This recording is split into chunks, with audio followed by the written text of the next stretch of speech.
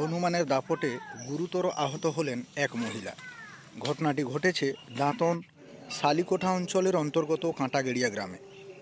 এমনকি ওনারা এখন প্রচুর আতঙ্কে আছেন। ঘটনাটি ঘটেছে দাঁতন এক ব্লকের শালিকোঠা অঞ্চলের অন্তর্গত কাঁটাগেড়িয়া গ্রামে।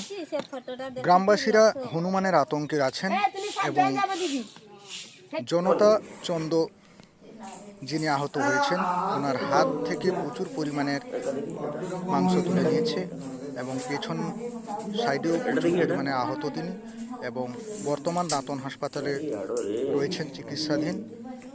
আসুন আমরা শুনে নেব কিছু বক্তব্য। কিভাবে হলো এই ঘটনাটা? গড়িয়াঘাটর বসতিন কষা মারতিন সে হনু বেড়ে আসিকি পারি চালিগলা দেখি গছকে উঠিগলা আমার কইলে ଆଉ আসবনি দেখে আবার চালিগলা আসবাকু ମୋ ଦିଦି ଯେ ଥିଲା ସେ ତାର ଜଳକୁ ଓହ୍ଲେଇ ଚାଲିଗଲା। ମୁଁ ବି ଓହ୍ଲେଇଥିନି ଗୋଟେ ଗୁଢ଼ ବଢ଼େଇ ଦେଇଛି ଜଳକୁ, ଆଉ ଗୋଟେ ଦେମ ବିଲି ଆସିକି ଟାଣି ନେଲା ମଡ଼ି ବସିଛି। ଆগে ହାତଟା ଧରିଛି ତା କାମୁଡ଼ିଛି, ତାରପରେ ଲଉଟି ଦେଇକି ପାଛାଟା ଧରିଛି ଆଉ ହାତଟା କାମୁଡ଼ିକି ପଛକୁ ଧରିଛି ଆଉ পাছা ধরছি পাছারে বি কামড়িয়েছে মানে। থানায় জানিয়েছিলেন? হ্যাঁ। কি বললো? আমি জানিয়েছিলাম, নাম্বার নিল আমার নাম জিজ্ঞেস করলো, দিয়ে বললো বন দপ্তরকে আমি কল করব, তারপরে ওরা এসে আমরা তো আর কিছু করতে পারবো না, আমরা ওদেরকে জানাবো। জানানোর পরে ওরা এখনো কিছু ডিসিশন নেয়নি বা কোনো ফোন টোন কিছু করেনি। নাম? জনতা চন্দ্র, বাড়ি? কাঁটাগড়িয়া।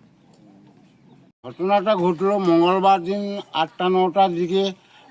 জনতা চন্দ্র পুকুরঘাটে গেছিল, সেখানে পিছন থেকে এসে বানর তার উপর ঝাঁপিয়ে পড়ে, দিয়ে তার পাছায় তার হাতে এমন কামড় দিয়েছে যাতে এখন খুব খারাপ অবস্থায় আছে।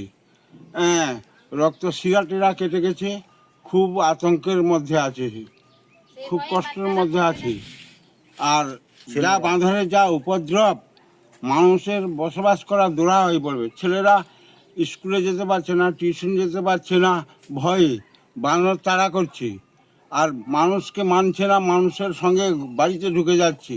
এইভাবে যদি প্রশাসনিকভাবে দেখা না হয় তাহলে মানুষের বসবাস করা এখানে খুব দুরাহ হয়ে পড়বে। মাঠেও যাওয়া যাচ্ছে না। প্রশাসনের কাছে আমার অনুরোধ, যাতে এটা গুরুত্ব দিয়ে দেখে ইয়ার প্রতিকার করার সুব্যবস্থা করা হোক। আপনার নাম? আমার নাম হচ্ছে রামচন্দ্র জানা, বাড়ি কাঁটাগেড়িয়া।